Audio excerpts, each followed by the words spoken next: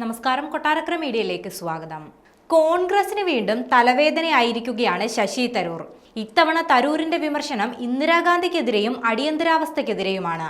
ശശി തരൂർ എഴുതിയ ലേഖനത്തിലാണ് അടിയന്തരാവസ്ഥയെ രൂക്ഷമായി വിമർശിച്ചത്. ഇന്ദിരാഗാന്ധിക്കും സഞ്ജയ് ഗാന്ധിക്കുമെതിരെ കടുത്ത വിമർശനങ്ങളാണ് ലേഖനത്തിലുള്ളത്. ഇന്ദിരാഗാന്ധി പ്രഖ്യാപിച്ച അടിയന്തരാവസ്ഥയുടെ കാലത്ത് നടന്ന ക്രൂരതകളാണ് ലേഖനത്തിൽ വിമർശിക്കപ്പെട്ടിരിക്കുന്നത്. അടിയന്തരാവസ്ഥയെ ഇന്ത്യയുടെ ചരിത്രത്തിലെ ഒരു ഇരുണ്ട അധ്യായമായി മാത്രം ഓർക്കാതെ അതിന്റെ പാഠം നാം ഉൾക്കൊള്ളണമെന്നും തരൂർ ഓർമ്മപ്പെടുത്തുന്നുണ്ട്.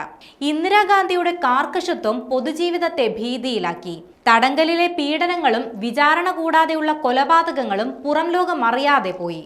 ജുഡീഷ്യറിയും മാധ്യമങ്ങളും പ്രതിപക്ഷവും തടവിലായിരുന്നുവെന്ന് ലേഖനത്തിൽ പറയുന്നുണ്ട്. അന്താരാഷ്ട്ര മാധ്യമമായ പ്രോജക്ട് സിൻഡിക്കേറ്റിൽ എഴുതിയ ലേഖനത്തിലാണ് തരൂരിന്റെ കടുത്ത വിമർശനം. 21 മാസത്തോളം മൗലികാവകാശങ്ങൾ റദ്ദാക്കിയതും പത്രങ്ങളുടെ വായ് മൂടിക്കെട്ടിയതും രാഷ്ട്രീയ വിയോജിപ്പുകൾ ക്രൂരമായി അടിച്ചമർത്തിയതുമാണ് അതിസാരം. സ്വാതന്ത്ര്യം, സമത്വം, സാഹോദര്യം എന്നീ ഭരണഘടനാപരമായ വാഗ്ദാനങ്ങളുടെ സത്ത കഠിന പരീക്ഷണത്തിലായെന്ന് തരൂർ ചൂണ്ടിക്കാട്ടുന്നുണ്ട്. ലോകത്തിലെ ഏറ്റവും വലിയ ജനാധിപത്യ രാഷ്ട്രം അതിനെ ശ്വാസം പിടിച്ചു നിർത്തിയ അവസ്ഥയിലായിരുന്നു. 50 വർഷങ്ങൾക്കിപ്പുറവും ആ കാലഘട്ടം അടിയന്തരാവസ്ഥയായി തന്നെ ഇന്ത്യക്കാരുടെ ഓർമ്മയിൽ മായാതെ കിടക്കുന്നുണ്ടെന്നും തരൂർ ലേഖനത്തിൽ പറയുന്നുണ്ട്.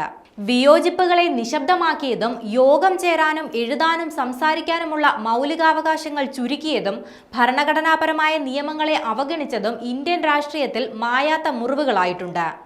നീതിന്യായ വ്യവസ്ഥ പിന്നീട് അതിന്റെ നട്ടെല്ല് വീണ്ടെടുക്കാൻ ശ്രമിച്ചെങ്കിലും തുടക്കത്തിലെ ഇടർച്ച എളുപ്പത്തിൽ മറക്കാനാകുന്നതല്ല.